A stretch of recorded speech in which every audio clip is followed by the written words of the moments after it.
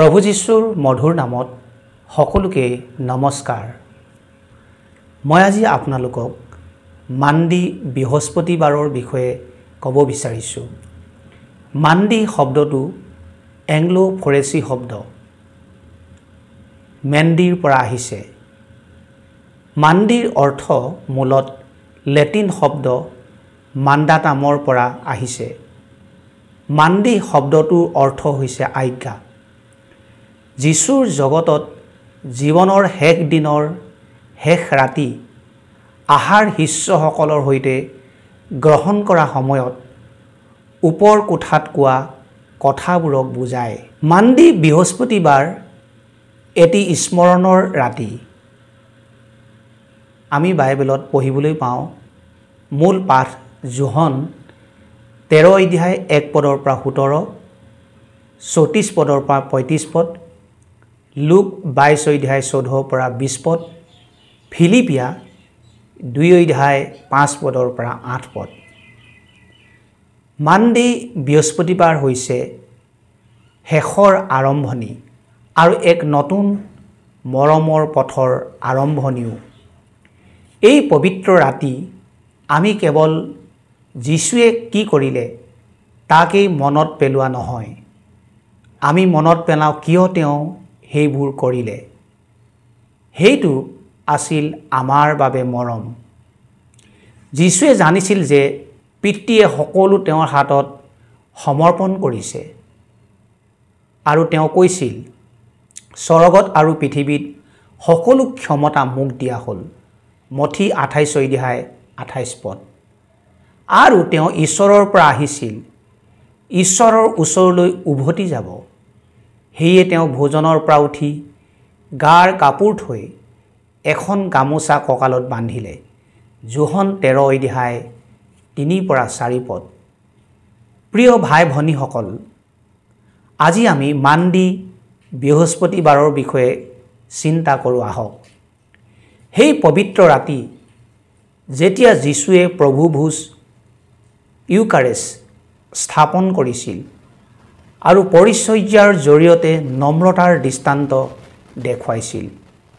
আহক আমি এই পবিত্ৰ ৰাতিৰ গুৰুত্ব বুজি পোৱাৰ চেষ্টা কৰোঁ। নম্ৰতাৰ দৃষ্টান্ত। যীশুৱে তেওঁৰ শিষ্যসকলৰ ভৰি ধুৱাই যি কাৰ্য কৰিছিল সেইটো নম্ৰতা আৰু পৰিচৰ্যাৰ এক অনুপম দৃষ্টান্ত। এজন খ্ৰীষ্টিয়ান হিচাপে আমি তেওঁৰ দৰে আচৰণ কৰিবৰ বাবে আহ্বান পাইছোঁ, আনক নম্ৰতাৰে সেৱা দিয়াৰ বাবে। আৰু যিকোনোৱে তোমালোকৰ মাজত শ্ৰেষ্ঠ হ'বলৈ ইচ্ছা কৰে তেওঁ তোমালোকৰ দাস হওক। মঠি 20 অধ্যায় 28 পদ। এতেকে প্ৰভু আৰু গুৰুজী, মই যদি তোমালোকৰ ভৰি ধুৱালোঁ তেন্তে তোমালোকেও ইজনে সিজনৰ ভৰি ধুওৱা উচিত। যোহন 13 অধ্যায় 14 পদ। প্ৰভুভোজৰ অৰ্থ। প্ৰভুভোজ হৈছে এটি পবিত্ৰ পৰম্পৰা যিয়ে যীশুৰ উৎসৰ্গ আৰু আমাক একত্ৰা কৰা কথা স্মৰণ কৰায়। আৰু পিঠালৈ তেওঁ স্তুতি কৰি তাক ভাঙি তেওঁলোকক দি ক'লে, এইয়ে তোমালোকৰ নিমিত্তে দান কৰা মোৰ শৰীৰ, মোক সুঁৱৰিবলৈ ইয়াকে কৰা। লুক 22 অধ্যায় 19 পদ। এই ভোজন কেৱল এটি ধৰ্মীয় আচাৰ ৰিচুৱেল এক্টিভিটি নহয়, ই আত্মিক খাদ্য আৰু খ্ৰীষ্টৰ সৈতে একতাৰ এটা প্ৰতীক। প্ৰেম আৰু সেৱাৰ আহ্বান। যীশুৰ কাৰ্য আৰু উপদেশে প্ৰেম আৰু পৰিচৰ্যাৰ গুৰুত্ব প্ৰকাশ কৰে। মই তোমালোকক এটা নতুন আজ্ঞা দিওঁ যে তোমালোকে যেন পৰস্পৰে প্ৰেম কৰা। মই যেনেকৈ তোমালোকক প্ৰেম কৰিলোঁ তেনেকৈ তোমালোকেও যেন পৰস্পৰে প্ৰেম কৰা। যোহন 13 অধ্যায় 34 পদ।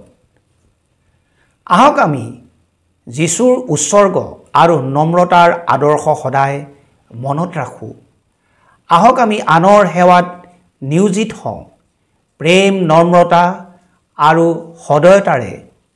আহক প্ৰভু ভোজ আমাৰ বাবে আত্মিক শক্তি আৰু একতাৰ উৎস হৈ পৰক। প্ৰভু ঈশ্বৰে আমাৰ সকলোকে আশীৰ্বাদ কৰক। আহক আমি সকলোৱে এই প্ৰাৰ্থনাৰ বাবে মূৰ দুৱাওঁ।